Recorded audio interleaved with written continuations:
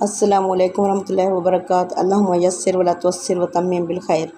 ناظرین، کیا حال ہے؟ سب خیریت ہے؟ آپ لوگ مجھے اپنا فیڈ بیک دیجیے گا کہ آپ کو میرا پروگرام کیسا لگ رہا ہے۔ یہ پہلے تھوڑا مشکل ضرور لگے گا، لیکن انشاءاللہ اللہ تعالیٰ آہستہ آہستہ ٹھیک کر دیں گے، سمجھ آتی جائے گی۔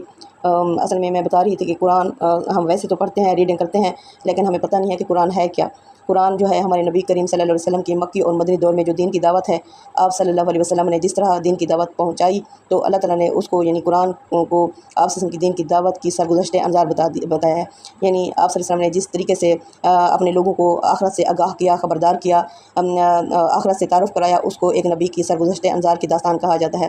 یہ جو ہمارا قرآن ہے، یہ 7 ابواب پر مشتمل ہے۔ چونکہ میں اس کا پہلے تعارف کرا چکی ہوں باقی ابواب کا، تو آج ہم شروع کرنے والے ہیں پہلا باب۔ جو پہلا باب ہے وہ سورۃ فاتحہ سے شروع ہو رہا ہے اور المائدہ پر ختم ہو رہا ہے۔ تو اس میں ہر باب جو ہے ایک یا ایک سے زیادہ مکی صورتوں سے شروع ہوتا ہے اور ایک یا ایک سے زیادہ مدنی صورتوں کے اوپر ختم ہو جاتا ہے۔ یہ جو پہلا باب ہے، یہ سورۃ فاتحہ جو کہ مکی صورت ہے، اس سے ابتدا ہوئی۔ باقی جو 4 صورتیں ہیں وہ مدینے میں نازل ہوئیں۔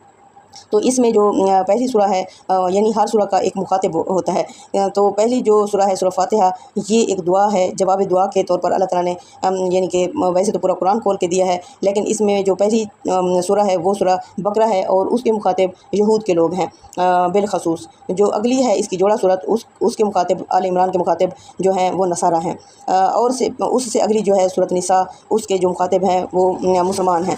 اور پھر المائدہ میں نعمتوں کا اتمام ہو رہا ہے، تو اس کے بھی مخاطب اہل ایمان ہی ہیں۔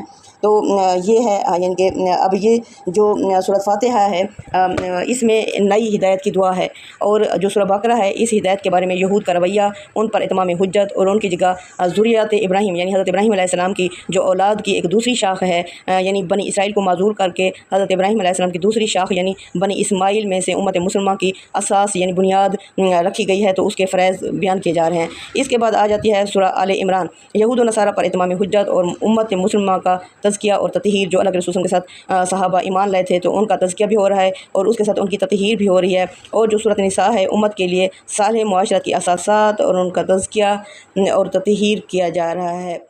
صدق اللہ العظیم۔